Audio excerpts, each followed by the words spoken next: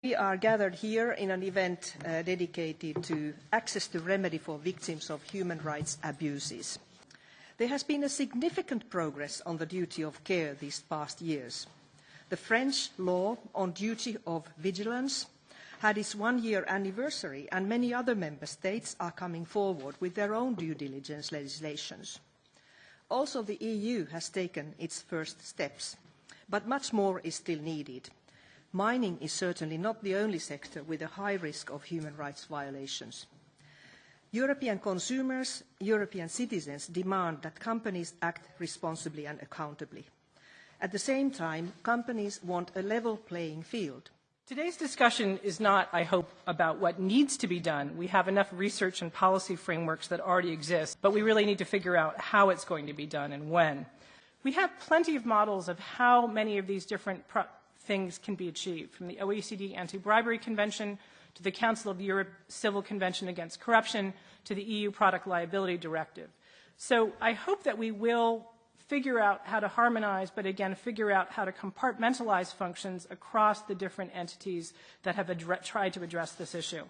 I'll just leave with two other key points that I think are pressing as we deal with access to remedy today.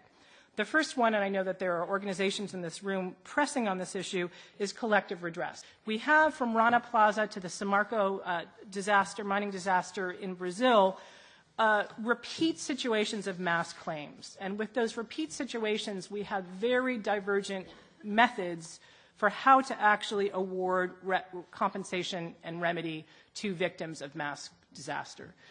In closing, I want to emphasize that human rights due diligence is no substitute for robust access to remedy. Harmonized obligation to conduct human rights due diligence within the EU, we think could provide for, first of all, a level playing field for companies, comparable accountability standards. If we want corporate accountability, then we also need to be clear of what are we talking about, how can we compare this across companies, and by the way, this would also bring some more certainty to consumers.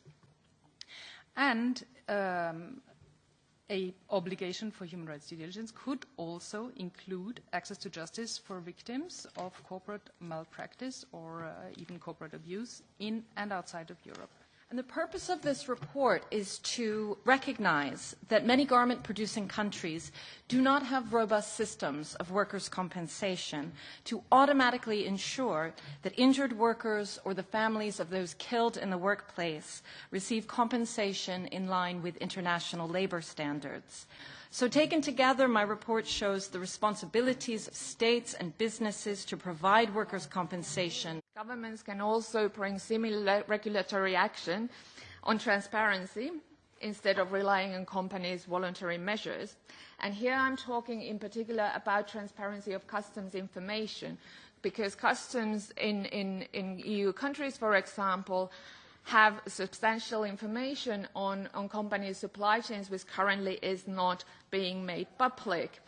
The customs data could be made available to public by introducing an amendment to the Union Customs Code, and it's now time for the Commission and the Member States to heed the call also from the Parliament. So it is true that the idea is that now we start consultations, we start analytical work, we start studying this issue, how to basically adopt a mandatory supply chain due diligence obligation at the EU level. I think this was probably one of the really good news today, because a bit unexpectedly, now in this high-level expert group final report on sustainable finance, we see from a quite authoritative side that there is a proposal and an idea on mandatory due diligence, and that the DG Justice is working on this.